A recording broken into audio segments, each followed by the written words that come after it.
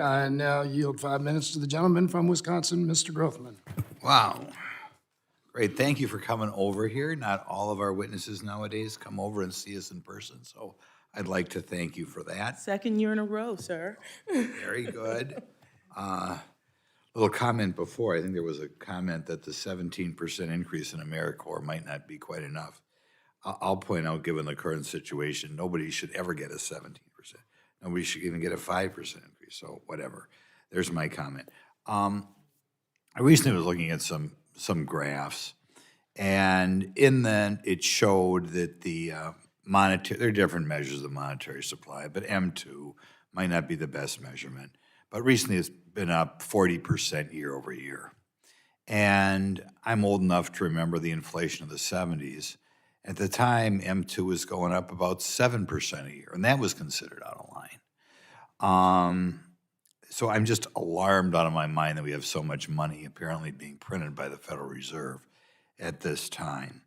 And of course, one can try to blame it on something else, but I think clearly the inflation, which I think is well over 7%, because when I talk to my farmers or talk to my manufacturers, their costs of production are frequently up 80, 90%. So I can't help but think when their final product gets to market, it's going to be a lot more than 7%. But could you comment on the massive increase in the money supply? Do you think that might have something to do with inflation? And don't you believe with the relatively high spending in this budget that the money supply is going to go up even more, which means inflation is going to go up more? So, sir, you probably know this and it'll be frustrating, but we leave monetary policy for the Fed for exactly the reason we don't want monetary policy to be subsumed in our great political process, and it is outside of that process. So I will leave monetary policy for the Reserve, and I'm sure they have the tools in which to manage most of our inflation crisis. But I've gone over what the president believes we can do from an administration to deal with this. I'd also point out many have talked about the ARP legislation. I sat with Moody's economists yesterday who truly believe that we would have seen a double-dip recession had it not been for ARP. But we may have different solutions, but we agree we have to do something to bring down pressures on pocketbook issues for Americans.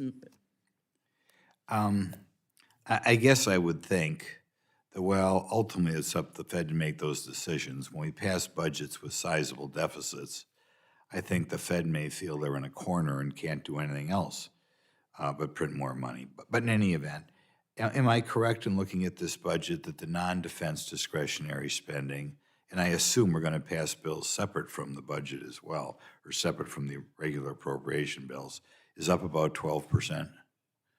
From the omnibus, it is up about 9.5%, with defense up about 4%.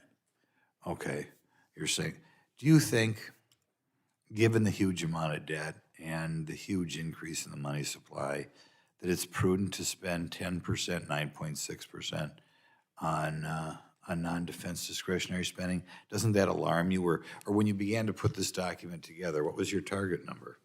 So remember, Mr. Grothman, the president is offering to pay for his proposals. So we are putting forth spending with tax reform. I get that many may disagree with our tax proposals, but he does believe we should pay for our proposals. And this budget would show over $1 trillion decrease in the deficits over 10 years. Okay. And what is it based on, a projected inflation, or projected, because inflation determines kind of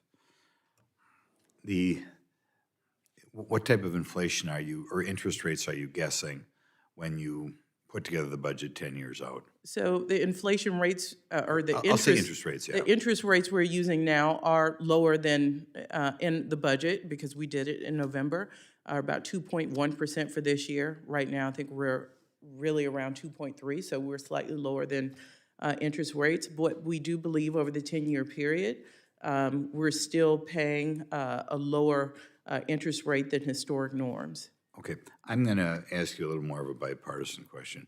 You're raising the corporate rate here to 28%, and in something I kind of disagree with the Republicans on. Historically, because we are in a worldwide competitive situation, we treated manufacturing a little bit different. because manufacturers have to compete with other businesses abroad. And I think in a variety of ways, we're seeing the problems that come when we're not competitive manufacturing with other countries. When probably more likely have to be done with some bill through reconciliation. But would you be open to the idea that we go back to the old system in which manufacturing, and I think Barack Obama was in favor of this, I think Hillary was too, might be wrong on that, that the tax rate for manufacturing would, since they've got to compete abroad, would be lower than the tax rate for other sort of businesses? Or there's some sort of credit for manufacturing? Gentleman's time has expired. The witness may respond. Thank you. Mr. Grothman, I really ask you to pay close attention to the global minimum tax proposal. You might have seen Secretary Yellen met with other countries to ensure exactly that people don't move a lot of these manufacturing bases to other countries who pay their workers less, have low or no tax rate. We believe that global minimum will help bring jobs back to the U.S. The gentleman's time has expired. Now yield 5